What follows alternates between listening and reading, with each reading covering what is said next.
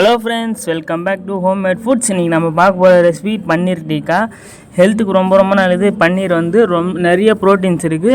வீட்டிலே பண்ணதுனால ரொம்ப ஹெல்த்தியாக இருக்கும். ஃபஸ்ட்டு வந்து ஒரு கப்பு கெட்டியான தயிர் சேர்த்துக்கோங்க. அதுக்கப்புறம் கொஞ்சமாக ஒரு பிஞ்ச் அளவுக்கு மஞ்சள் தூள் சேர்த்துக்கோங்க. அதுக்கப்புறம் காரத்துக்கு ஏற்ற மாதிரி ஒரு 2-3 ஸ்பூன் வந்து மிளகாத்தூள் சேர்த்துக்கோங்க, தனி மிளகாத்தூள். ஒரு 3 டேபிள் ஸ்பூன் வந்து சீரக பொடி சேர்த்துக்கோங்க. கடையில் போய் சீரக பொடின்னு கேட்டால் தருவாங்க. ஒரு 3 ஸ்பூன் சேர்த்துக்கோங்க. அதுக்கப்புறம் வந்து ஒரு 2-3 ஸ்பூன் வந்து கரம் மசாலா சேர்த்துக்கோங்க, காரத்துக்கு ஏற்ற மாதிரி. இப்போ வந்து நம்ம இது தேவையான இஞ்சி பூண்டு பேஸ்ட் ரெடி பண்ணிக்கலாம். ஃபஸ்ட்டு வந்து ஒரு இஞ்சி சேர்த்துக்கோங்க. அது கூட ஒரு 4-5 பெரிய பூண்டு சேர்த்துக்கோங்க. அதுக்கப்புறம் ஒரு பச்சை மிளகா இல்லை 2 பச்சை மிளகா இதில் போட்டு நல்லா இடித்து வச்சுக்கோங்க. உங்களால் இடிக்க முடியலன்னா மிக்ஸி ஜாரில் போட்டு ஒரு 2 பல்ஸ் மட்டும் போட்டால் போதும். அதுக்கப்புறம் நம்ம இடித்து வச்சுருக்க இஞ்சி பூண்டு இதில் போட்டுக்கலாம். உங்களுக்கு தேவையான அளவுக்கு உப்பு சேர்த்துவாங்க. சேர்த்துட்டு அப்புறம் நல்லா ஒரு ஸ்பூனோ இல்லைன்னா இந்த மாதிரி வந்து பேக்கரிக்கு யூஸ் பண்ணுற ஐட்டம் எதுன்னு வந்து நல்லா மிக்ஸ் பண்ணிக்கோங்க. கட்டி இல்லாமல் மசாலா எல்லா இடத்துல படுற மாதிரி நல்லா மிக்ஸ் பண்ணிக்கோங்க. தண்ணி எதுவும் ஊற்ற தேவை. தண்ணி எதுன்னு ஊற்றினா அதுக்கப்புறம் வந்து மசாலாவில் ஒட்டாது. அதுக்கப்புறம் வந்து கேப்சிகம், ஆனியன், பன்னீர் வந்து ஒரே சைஸில் இருக்கிற மாதிரி கட் பண்ணிக்கோங்க. நான் வந்து வேறு சைஸில் கட் பண்ணதுனால மிஸ்டேக் ஆயிடுச்சு. இதெல்லாம் சேர்த்துட்டு அப்புறம் இது ஃபஸ்ட்டு வந்து ஆனியன் கேப்சிகம் வந்து ஃபஸ்ட் நல்லா மிக்ஸ் பண்ணிக்கோங்க. இந்த எல்லா மசாலா வந்து எல்லா காயில் படுற மாதிரி மிக்ஸ் பண்ணிக்கோங்க. மிக்ஸ் பண்ணிட்ட அப்புறம் அதுக்கப்புறம் வந்து பன்னீர் சேர்த்துக்கோங்க. எப்படி பன்னீர் சேர்த்துன்ட்டு நேற்று போட்ட வீடியோவில் இருக்குது. அந்த வீடியோட லிங்க் வந்து நான் டிஸ்கிரிப்ஷனில் தரேன், மறக்காமல் பாருங்கள். ஈஸியாக தான் இருக்கும். கடையில் வாங்குறதுன்னா அதில் எதை கலப்பாங்க அது நம்மளுக்கு தெரியாது. அதனால் வீட்டில் பண்ணதுன்னா ரொம்ப ஹெல்த்துக்கு ரொம்ப நல்லது. அதுக்கப்புறம் சேர்த்துட்டு அப்புறம் நம்ம வந்து க்ரீன் சட்னி ரெடி பண்ணிக்கலாம். ஃபஸ்ட்டு வந்து ஒரு கைப்பிடி அளவுக்கு புதினா சேர்த்துக்கோங்க.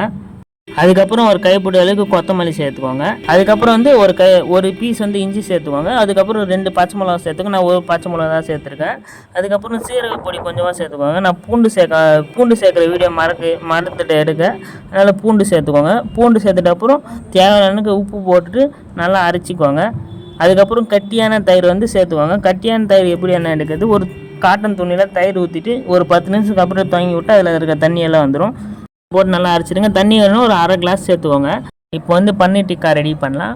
ஒரு கம்பி எடுத்துக்கின்னு அதில் வந்து ஃபஸ்ட்டு வந்து கேப்சிகம் சேர்த்துக்கோங்க. கேப்சிகம் மறக்காமல் கேப்சிகம், பன்னீர், ஆனியன் வந்து ஒரே சைஸில் இருக்கிற மாதிரி கட் பண்ணிக்கோங்க. ஃபஸ்ட்டு வந்து ஒரு கேப்சிகம் கட் பண்ணி சேர்த்துக்கோங்க.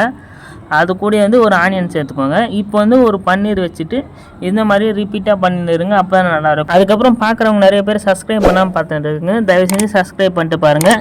இதுக்கு இல்லை டிஸ்கிரிப்ஷன்லேருந்து வாட்ஸ்அப் சேனல், இன்ஸ்டாகிராம் ஐடி வந்து லிங்க்கு கொடுத்துருக்கேன். மறக்காமல் ஃபாலோ பண்ணிட்டு சப்ஸ்கிரைப் பண்ணுங்கள். நீங்கள் ஒரு சப்போர்ட் பண்ணுறப்ப தான் நெக்ஸ்ட் வீடியோ டிஃப்ரெண்ட்டாக போடுங்க, மோட்டிவேட்டாக இருக்கும். இந்த மாதிரி எல்லாத்தையும் சேர்த்துக்கோங்க. மறக்காமல் வந்து கேப்சிகம், பன்னீர், ஆனியன் வந்து ஒரே சைஸில் இருக்கிற மாதிரி சேர்த்துக்கோங்க. எதுக்குன்னா பேனில் போட்டு நம்ம ஃப்ரை பண்ணுறப்ப அது வந்து அன்ஈக்குவலாக இருக்கும். அப்போ ஒரே இடத்துல இருந்தாலும் சரியாக ஃப்ரை ஆகாது. அதனால தான் சொல்கிறேன். இந்த மாதிரி எல்லாத்தையும் சேர்த்துக்கோங்க. அதுக்கப்புறம் எல்லாம் ஆட் பண்ணிட்டப்போ கம்பியில் குத்திட்ட அப்புறம் எல்லாம் ஒரே ஈக்குவலாக இருக்க பாருங்கள். நான் எதுனா சொல்கிறேன்ட்டு இப்போ புரியுது, அதை பார்த்தாலே தெரியும் எல்லாம் அன்ஈக்குவலாக இருக்குன்ட்டு. அதுக்கப்புறம் வந்து ஒரு தோசை தவாவில் எண்ணெய் சேர்த்துக்கோங்க. உங்களுக்கு எண்ணெய் வேணும்னா பட்டர் சேர்த்துக்கோங்க. பட்டர் சேர்த்துனா சூப்பராக இருக்கும். நான் எதுக்கு பட்டர் சேர்க்குறேன்னா இந்த வீடியோ பண்ணதுக்கு 200 ரூபாய்ச்சு, அதனால தான் பட்டர் சேர்க்க காசு இல்லை.